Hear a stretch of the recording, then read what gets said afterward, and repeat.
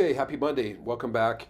Let's just start right off, and not to go too in depth in these two topics, but in how it relates to the chest and then posture for golf. So, upper cross syndrome, if you sit a lot, have a desk job for a long period of time, you're going to develop this and short and tight muscles and weak and inhibited muscles. So, you can see what you need to strengthen the weak ones and stretch the tight ones.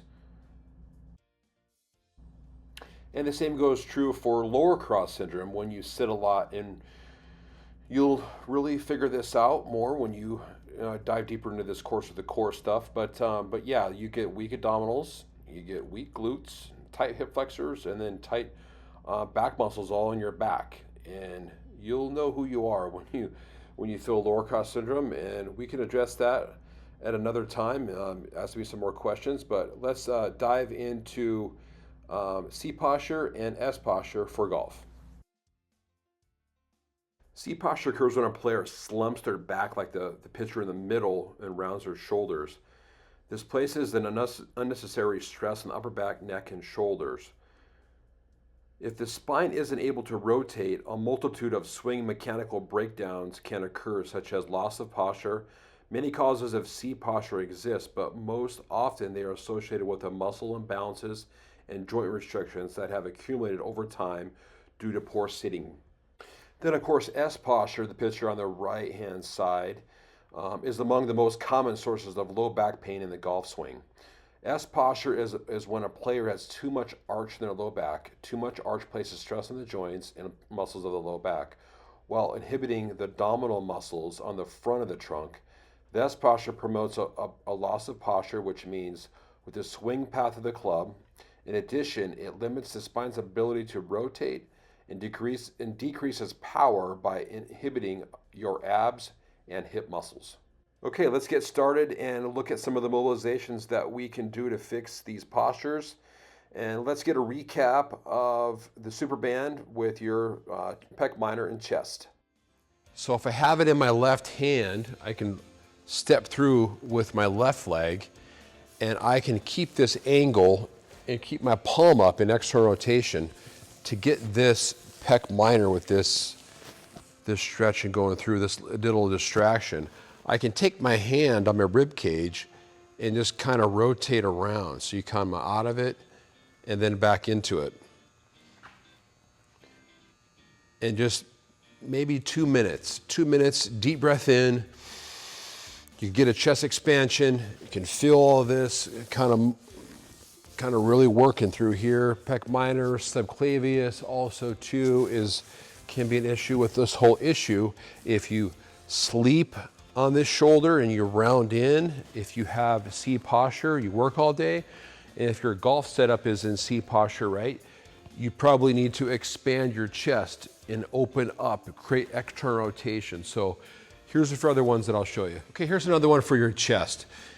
For the second law of mobility, to add a little bit of compression to some soft tissue. If you can put this ball right on your pec minor on your chest, and if you have any neck pain or something coming from your trap, this is always another good go-to, just to kind of clear up some of this soft tissue in your chest. Your pec minor is always going to be tight. So I can mob this, palm up, a little internal rotation, and then I can mob it coming up into external rotation. Back and forth. I can raise it out to the side, and I can move this back and forth also.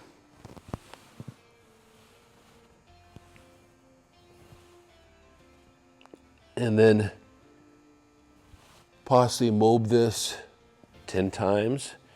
And you can put also too, if you're on the table, you can push the other hand up and also get a little bit more pressure that way. So you can kind of rock it, and you just search and destroy, and you will find it. So there's this one for you to try. Then if you have a wall that you can use, you can do it this way. Get the ball, you can use a lacrosse ball also, works really well. But you can put the ball right on your pec minor, turn your hips so your hips are turning away. My elbow is up. If you're gonna, maybe some of you might want to start with it a little bit lower.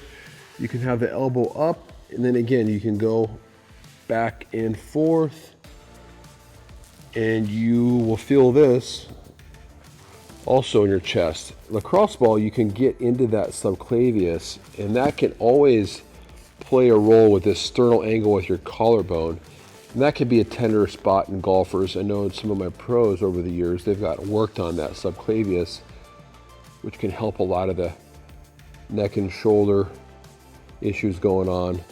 But yeah, you can go back and forth on this and think about in your golf swing on how that, if you loosen this up, how you can get this turn and help get the club a little bit higher if you want to create a little bit more width. There you go for your chest.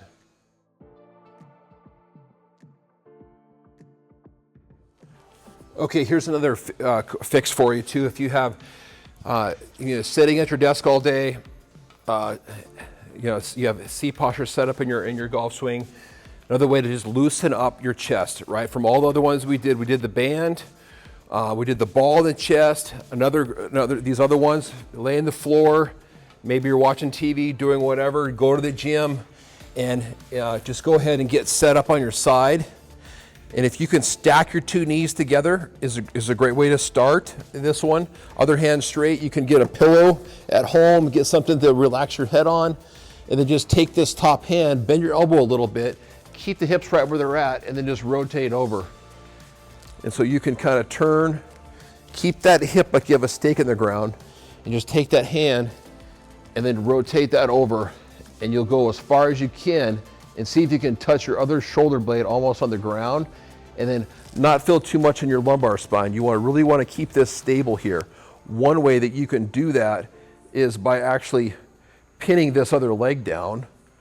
You can cross it in like that, keep this other knee down like that. You can also put a yoga block or a foam roller in here to crush this down, and take that hand and just go over and keep that knee right there. Maybe do 5 a side or so. And try the other side, see how that one feels. The second one that you can try is called a reach back. You can get your knees shoulder width apart, and then just put one hand kind of in the middle, and you can turn and see if you can reach back. You can do enough, one aside, or just rotate back and forth, and try to keep the hips from swaying out or moving. Try to keep the hips stable and push into the ground and rotate. Push into the ground in this shoulder and then go back. And maybe again, just get 5 of these aside to help open up your chest and work on your turn, work on your thoracic spine. There you go. Okay, here's a great movement for C posture for those of you that have C posture. When you go to the golf course and you're warming up, and you're doing some of the drills that I taught you in the course, one that you can do is called the A-frame. You get your forearm, and what you can do is you can tap the inside of your heel with your other hand, like so, and then you can take your other hand and then rotate it up and out. Go down. Really squeeze your knees together. Okay, say 3 of those on one side. Switch hands, touch your opposite ankle bone, and then rotate back on this side. Rotate through, squeeze your knees together, creating stability in the lower body and creating external rotation, opening this hand up above.